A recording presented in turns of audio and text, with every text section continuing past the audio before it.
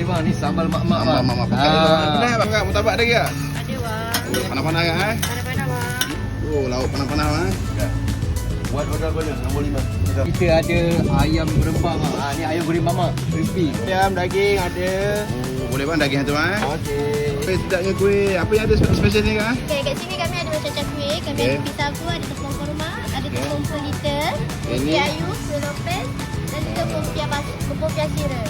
Ini kebab bang. Ini John gulung kebab. Jual berapa ringgit bang? John RM8. Jual RM8 kebab. Kebab RM5. Aduh. Hai bang. Ini yang paling dicari ni bang. Katira bang.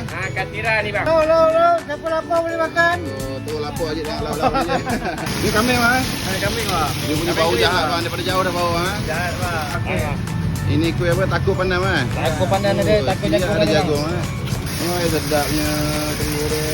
Punya kuih-kuih. Hai, terus lapar. Paling sedap yang mana kak? Paling sedap hujan caramel lah. Oh, boleh kak bagi saya ni kak eh? Boleh. Bang, godak bang, godak. Ya.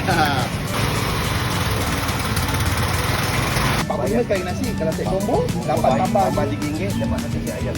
Ada RM3, ada RM4, ada RM5 kan? Jangan-jangan. Oh, ada campur-campur. Besar satu dia. Satu cucuk RM1 lagi ni dia. Satu RM1.20. RM1.20. Yang ini betul-betul menguji kesabaran ni.